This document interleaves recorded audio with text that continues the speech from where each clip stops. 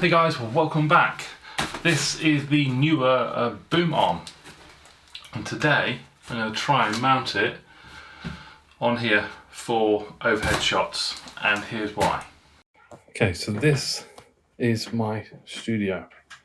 It is a small room. I'm not sure the exact dimensions, to be honest, but this is basically all the floor space I have. My main camera and tripod are there. I'll see if I can do sort of a bird's eye view of the whole floor space. So this is what I have to do to achieve overhead shots at the moment.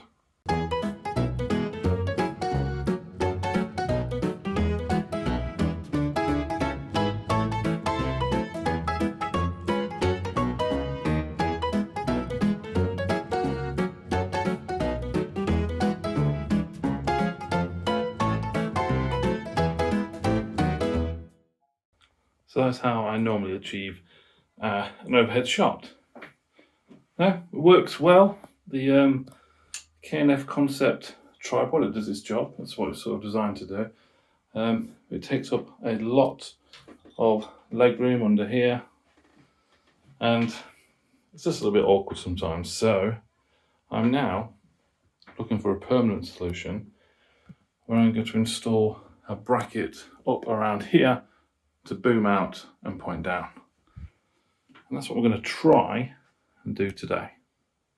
Okay, so this was $55.99 on Amazon UK. Check that in the links below. One of my main concerns about mounting this is only plasterboard. I found these called Geefix. These are supposed to be one of the strongest fixings around that you can actually get. There's loads of great videos about these on how to use them. I'm not going to show you how to use them, but that is what I'm going to be using today because I feel confident it's going to hold the weight.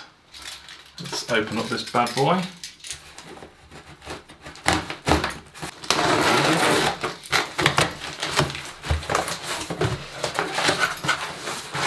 Doesn't actually feel that heavy. Let's pop it open this end.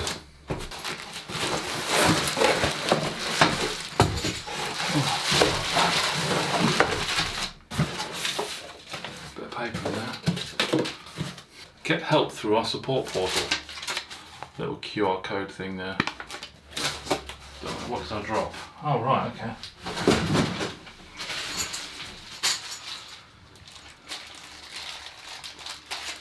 So you get fixings in the box as well, but I don't think I'm going to be using them. But there you go. This is the plate where you're obviously going to mount the bracket. Just have a look. I think you can undo that. Yeah, there we go. Okay. Goes right up as well. Wow. It extends. Now there's obviously, I can mount it on the wall there, that way, or I can have it that way. I've managed to mark the two top holes. I'm going to do the two top holes first. They're level, they're in there. And once I've got the top two bits done, I'll then mark out the bottom. You need to drill a hole that size, 25mm. Let's go. There's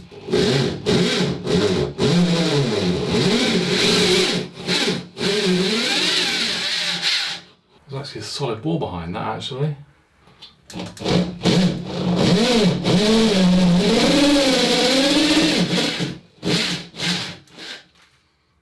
had an absolute mare, a nightmare. I managed to get them in, but just on the other side of this plasterboard was breeze block, and I probably only had about that much room to play with. So these Geefix things, these plastic things, they're solid. They're solid plastic. There's not much bend in them either, but I've managed to hammer them through the back. Just got to hope it holds. So after sweat and tears, I managed to fit this to the wall. I was a little bit worried it was going to fall off.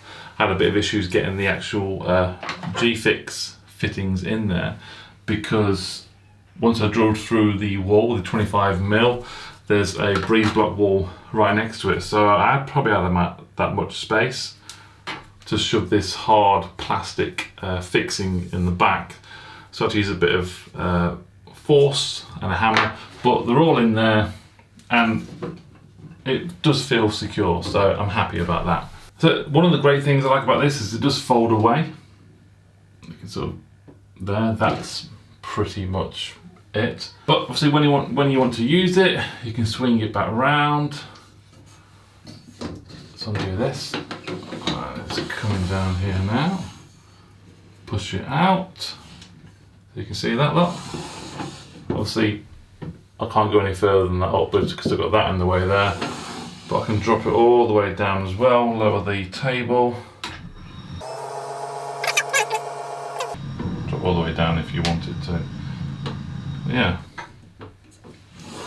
Up and down, which is really cool. We can lock this off like that.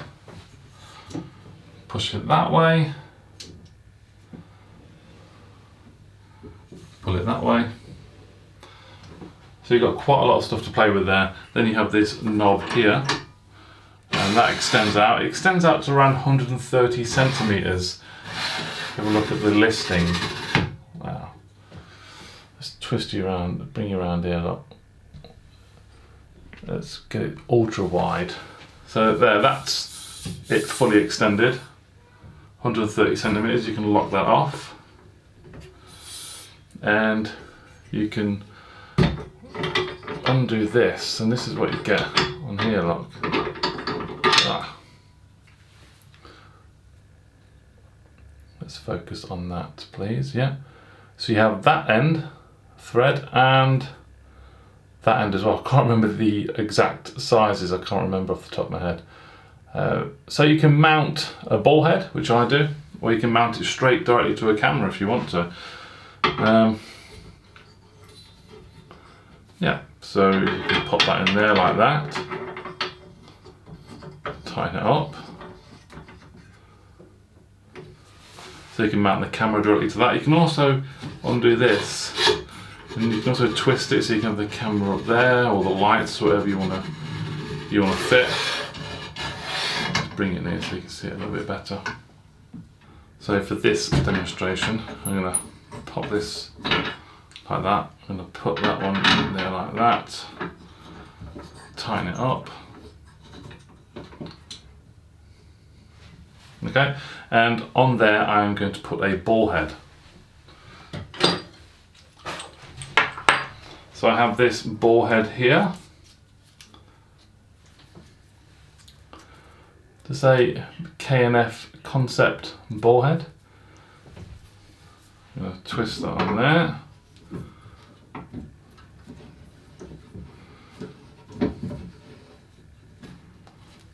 Super tight. That's it. Unlock that, and we have the pan. And we do that, or that. We can then set a camera on top of there. Now obviously I'm recording with this camera now, so I'm going to put the camera on here and show you a different perspective. Okay, so here we go. There's the ball head, there is the GH5, and there is a microphone mounted on there at the moment. And that is looking pretty sturdy. Doesn't look like it's going to go anywhere, which is great. What I'm going to do now is position it in obviously the bird's eye view on the table and show you what that looks like.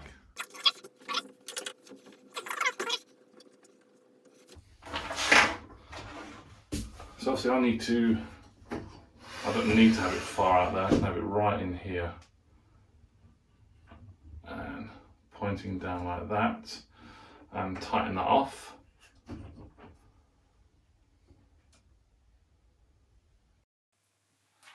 Okay, so now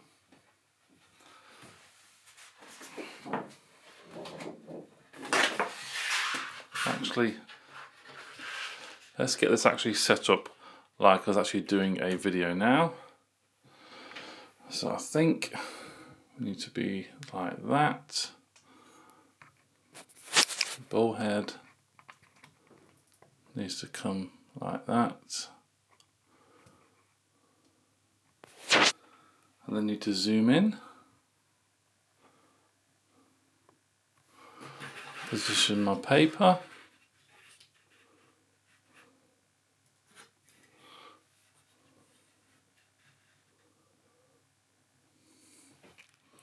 We're pretty much good to go. Let's try the green side actually. So we can see, you see a little bit better because we've got a white desk. Okay, so it needs to come down a little bit. Now, I've only got to 18mm focal length here, but if I twist this, I can actually drop it down a bit more, tighten that off, then adjust the ball head like that, roughly like that, tighten that off, then zoom out slightly.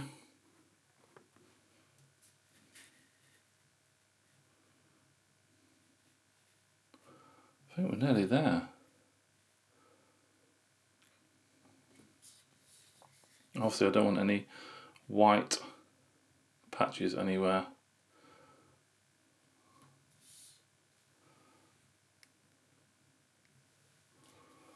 Yeah, so I would say that is pretty much it.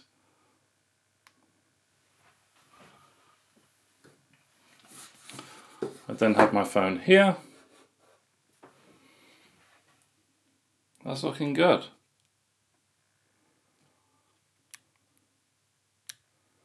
A little bit bright there, isn't it? Yep, so that is it. It's holding well, rolling position. The ball head, with it being on the ball, obviously adds that much more flexibility with how you position the camera. I was only, maximum focal length is 18 in the micro four thirds lens. Lower it down there a little bit to get a bit closer and level it off with the ball head. But yeah, I'm happy with how that looks on there as well. So this is the finished position. And we're looking down on there.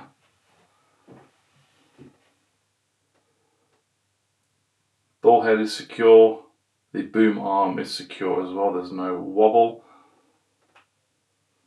Super happy and impressed with that setup. Now obviously also, because I have a desk, standing desk, I could have moved my desk up as well, and I can still do that now. Look. I'll stop there, position that, and we can do with a standing desk as well, which is even better. So the combination of the standing desk and this is quite remarkable. So that is it, guys. This is, for me, the perfect overhead setup. It's obviously a permanent solution because I'm in this studio most of the time. I'm not sort of moving around and stuff like that. You may have to look at other solutions that you can carry around with you and stuff like that. I know people use C-stands and stuff, but this for me is totally space saving. Once I'm done, I can just,